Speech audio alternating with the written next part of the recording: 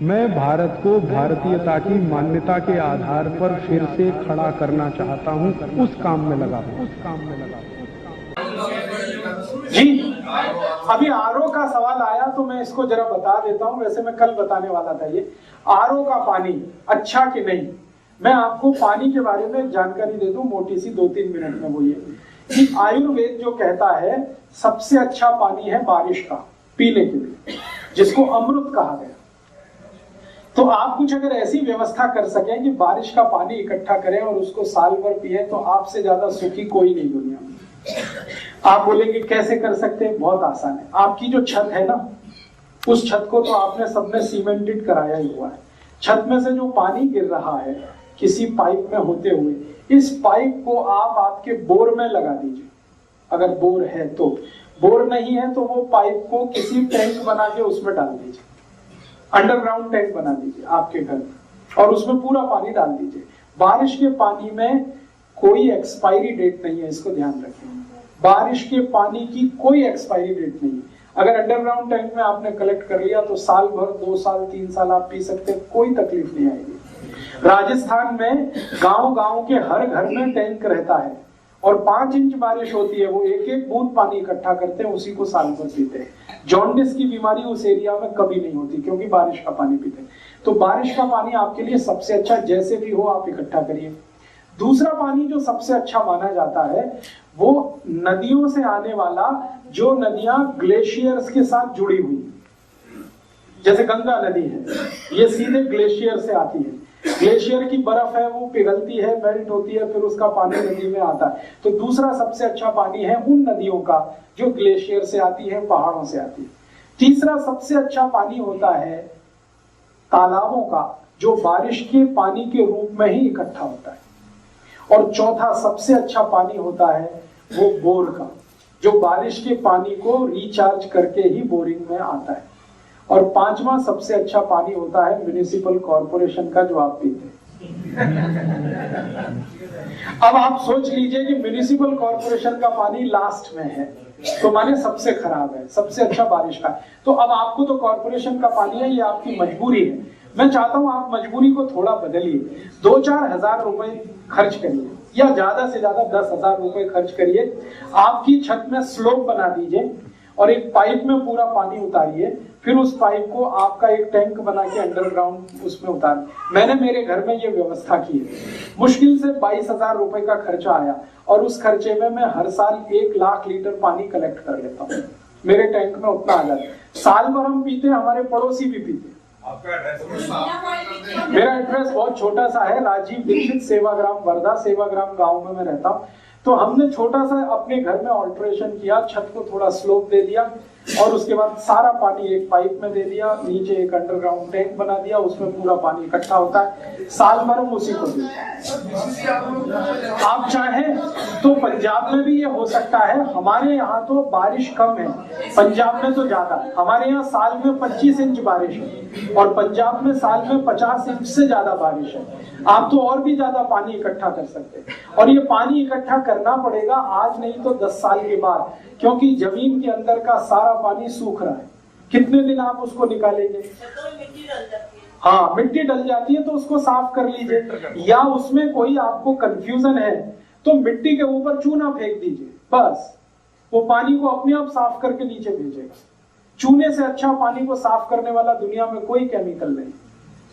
छत पे चूना डाल दीजिए, बारिश जैसे ही शुरू हुई चूने के पत्थर डाल दीजिए 2-4, जितना भी पानी कांटेक्ट में आएगा सब फिल्टर होके आएगा, तो मिट्टी का उसमें दुष्प्रभाव खत्म हो जाए। तो छत का पानी कोशिश करिए इकट्ठा करने का। नहीं कर सकते हैं तो आपके पास कॉर्पोरेशन का पानी है, इसको बिना उबाले मत पीजिए।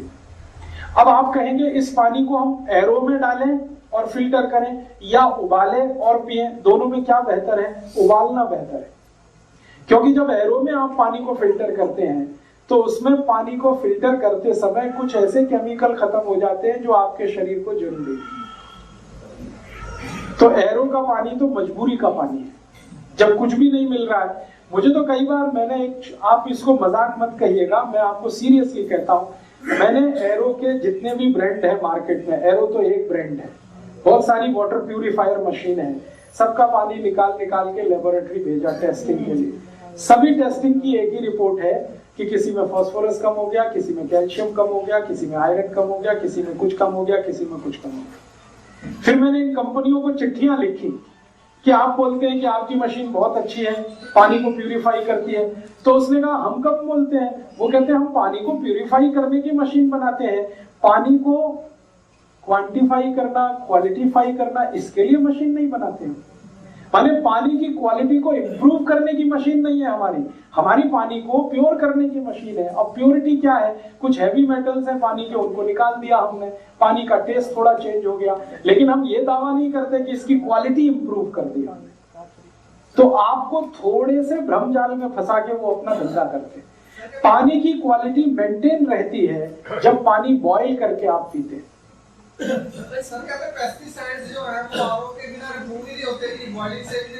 आपके शरीर में भगवान ने पेस्टिसाइड रिमूव करने के लिए 2 किडनी दे रखी है, 2 मशीनें हैं, उनका कब इस्तेमाल करेंगे आप? तो आप ये तो भूल जाइए, भगवान ने हमको 2 किडनी दी है, एक छोड़ के 2 दी है। मुंह तो एक ही दिया है खाने को, किडनी तो 2 दी है। वो इसी काम के लिए है कि जितना भी आप पेस्टिसाइड खा रहे हैं उसको खत्म करें या फ्लश आउट करें। तो आप उसकी चिंता मत करिए। किडनी अगर फंक्शनल है तो आपके जीवन में कोई तकलीफ नहीं। किडनी अगर फंक्शनल नहीं है तो जरूर ये सोचने की बात है। बिल्कुल नहीं, बारिश के पानी को बॉईल करने की जरूरत नहीं, वो तो भगवान का पानी है, उससे ज्यादा शुद्ध तो होता नहीं। बारिश का पानी नहीं, कभी मत रखिए।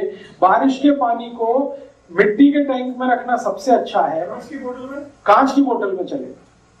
कांच जो है ना मिट्टी का ही दूसरा स्वरूप है। सिलिका को थोड़ा प्यूरिफाई करते हैं तो कांच बन जाता है। सिलिका माने मिट्टी।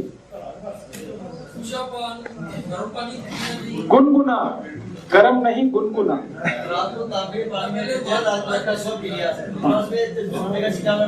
नहीं, तांबे और सोने का कॉम्बिनेशन नहीं है। आप सोने का सिक्का अलग रखिए, तांबे का अलग रखिए। सोने का सिक्का अभी डालिए इन दिनों में जब सर्दियां हैं, और तांबे का तब डालिए जब बारिश आ जाए। नहीं, रात को बॉईल किया हुआ पानी आप रख लीजिए, सुबह उठ के इसको पी लीजिए, कोई जरूरत नहीं दोबारा गर्म करने। रूम टेम्परेचर का पानी पी सकते हैं। ये सिर्फ एक ही व्यक्ति के लिए है, सुबह का पानी गरम गरम पीना, जिनको दमा है, जिनको अस्थमा है, जिनको ब्रोंकियल अस्थमा है, जिनको ट्यूबरकुलोसिस है, उनको हर समय पानी गरम ही पीना चाहिए।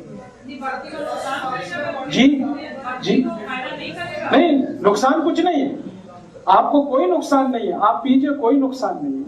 मैं तो कह रहा हूँ जरूरत क्या है? जरूरत है asthma, bronchial asthma, tuberculosis patient को हर समय गर्म पानी पीने की उनकी जरूरत है।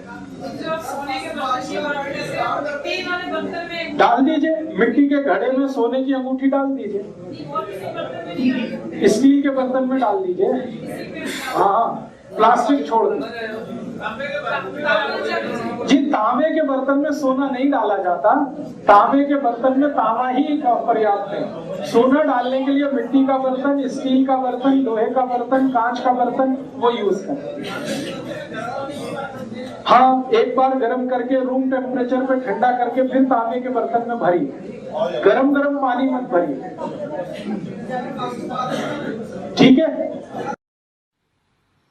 दोस्तों, सबसे पहले तो चैनल सब्सक्राइब करें, फिर लाइक, कमेंट और शेयर करें, और हाँ, हमारा एंड्रॉयड ऐप डाउनलोड करना ना भूलें।